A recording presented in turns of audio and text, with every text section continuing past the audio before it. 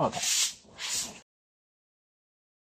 About a year ago, I made a video talking about the most overrated animals. However, there are some points in animals that I left out, so I thought, how about making a part 2? To be fair, if you've lived long enough on the internet to lose at least 99% of your brain cells, reduce attention span, and make your father wish he could take you back into his dong, you've probably realized that every community has something to glaze beyond sanity. The car community has a bunch of great cars that are hated because TikTok kids somehow give it more credits than they deserve. The anime community suffers from what we call the Goku effect, which is when a person looking at a brainless character becomes brainless too because, you know, it's contagious. Not to mention, the king of prep time solos the entire fiction as long as he has, you know, prep time. Unfortunately, the animal community didn't escape from this either, and all this done by social media. Social media has become the basic source of information, and keep in mind that this is a place where anyone can just grab their phone and put out any information and people will take it without even questioning or doing research. And this just gets worse by the day, especially with AI in the way. We'll be going through animals that are hated because of their fan base, and I know some of y'all already in your pants because you know your favorite animal is not escaping this one. You know, let me go back to my roots. Today, I'm going to teach you a lesson. As I always say, I'll be telling you my personal opinions by basing myself on facts and studies. So I'll start with the least overrated one, the walking madness. By now, everybody knows that honey badgers are fearless Karens with one thing in common with Thanos, wiping out everything that crosses paths with them, and will throw hands with lions, leopards, hyenas, and wild dogs and proceed to fold them. We all do know that. Only, it's not entirely true. See, the thing is, honey badgers are the I'll mind my business type of niggas, and they fight when the situation is heated and they have no choice. In most cases, they will avoid the smoke and flee, and they have a skin so strong even a Nokia would obliterate on contact. In your dreams. Wait, did this guy just get pulled through all dimensions and shrugged it off like nothing? But that doesn't mean they can't be smoked. When these predators bite long enough, they pierce through. That without accounting with the fact that some of these predators have a bite as strong as Elon Musk's net worth. And leopards have proven that putting them to sleep isn't all that hard. The only issue here is their loose skin that allows them to do a 360. Yeah, but I feel like I am underestimating them a little bit. They are the smallest creatures that will have the balls to challenge a humongous animal even if it means I ain't going nowhere, nigga. What the f you doing? You gonna play with me? You gonna play with me here? Matter of fact, we need a punching bag. You're thinking what I'm thinking? Hell yeah.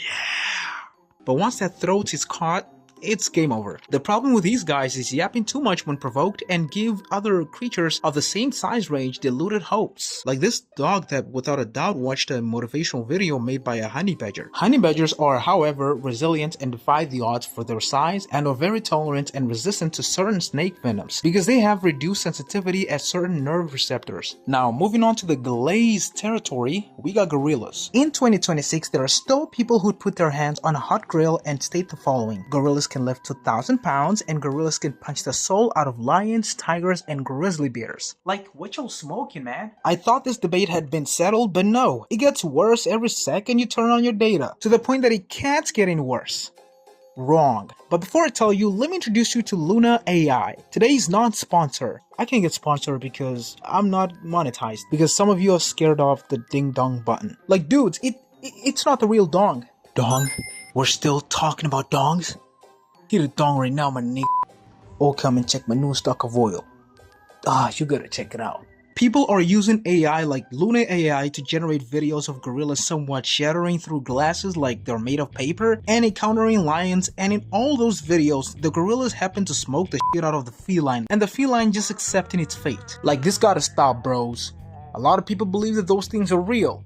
Gotta have mercy on them, man. Realistically, a feline doesn't wait to see its ass getting whipped. It's going straight for the kill, because that's what it's designed for. It's a killing machine. Gorillas, they're just too peaceful and they're not built for killing. Like, I'ma be honest with y'all. Mike Tyson taught to fight a tiger.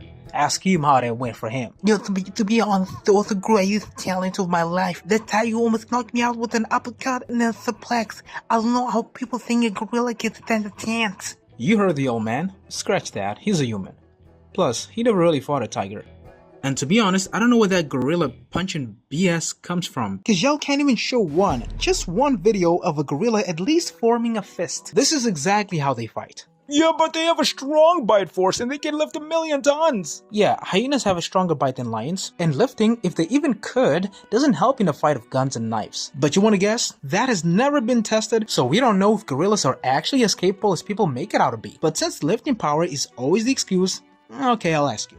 Have gorillas ever used lifting power to their advantage in their previous fights? What makes you think they use it against the most unlikely opponent? Moving on to the Goku of the animal community, tigers. Yes, I've said it once and I'll say it again. Tigers are heavily overrated. In fact, they may be the most overrated animals on the list as of 2026. And I genuinely think they're more overrated than gorillas. Again, as of 2026. And I'm sorry, lion fans, you ain't escaping this either. Lions are also glazed in so many instances, but if we were to put it on a stats chart, tigers would be taking the lead. Now, to start off, the largest tiger species is the Bengal tiger, not the Siberian, at least in the wild. The captive ones are baboons. The average male Bengal tiger is bigger than the largest male African lion by a slight margin, and the largest Bengal tigers are still bigger than the largest African lions, yet still by a slight margin, but neither of them exceed an average of 230 kilos, and the high end is about 270 kilos. Largest historical records do exceed 300 kilos, but not accounting for the obese counterparts, like the Siberian tiger Jaipur and the Dublin Zoo lion from the early 20th century. That is why we're only focusing on wild specimens. Kabir, you're back? Papa, I saw a tiger yesterday. It was bigger than your success, Papa. Don't you say that to your Papa, Kabir. I think that with sheer strength, stability, and flexibility alone, with stamina out of the way, tigers are more likely to win hypothetical fights than lions are. Which is where the problem starts. Because of these advantages, tiger fans think tigers can take on anything, even the top land predators like the grizzly bears and polar bears. I understand grizzly bear, which is still a bit of a stretch, but I don't think they understand what a polar bear is. A polar bear. A polar bear. A polar bear. Okay, I'm starting to sound weird. To reach that level, they'd first need to go through the brown bears from the Kodiak Island, and good luck pulling that off. By their logic, this would make tigers the ultimate top predators on land. And one funny thing is that they will use tigers' weight to justify their victory against lions, which is fair, but will go against that same logic when tigers are put up against bears. All of a sudden, weight class doesn't matter anymore. And allow me to break some myths about tigers that even I used to believe and mention them in one of my previous videos, but I'll fix that now. While tigers do have powerful roars, they have never been recorded paralyzing any prey. Worst case scenario, the prey freezes in shock just like deer when they sense danger. Nah, these motherfuckers just trying to commit insurance fraud. Tigers don't even roar when hunting. I mean, what animal makes a loud sound while hunting when it's trying not to get caught? The other myth are tigers mimicking prey. Yeah, people are so good at making up stories. When you hear a tiger making this sound,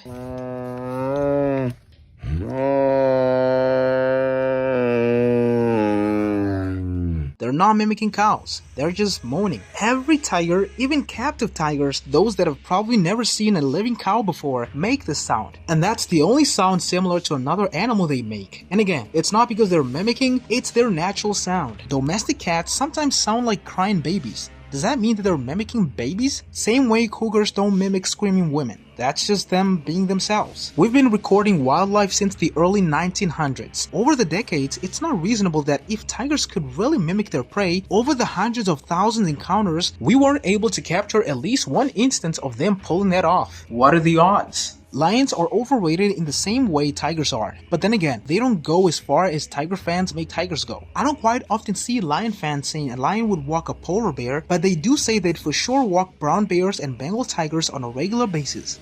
No, lions are like honey badgers. They're just not afraid of dying, that's all. I'm not trying to take credits away from them. They're still in the top 10 most powerful animals on the planet. And man, are they strong.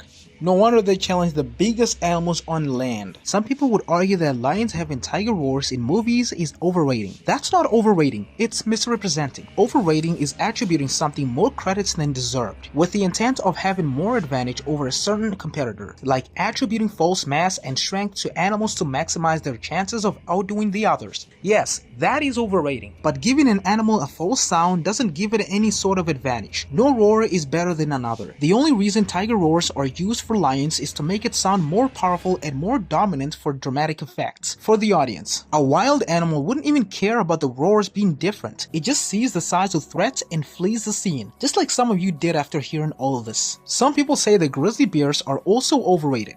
I guess I'm living under a rock. As far as I know, bears are properly rated. I mean, they are in general the top land predators, unless some motherfucker says they maul a freaking T-Rex. I don't know, if you think grizzly bears are overrated, let me know why in the comments. With that being said, if you managed to stay this far listening to me yapping, I greatly appreciate you. Hug your mother and...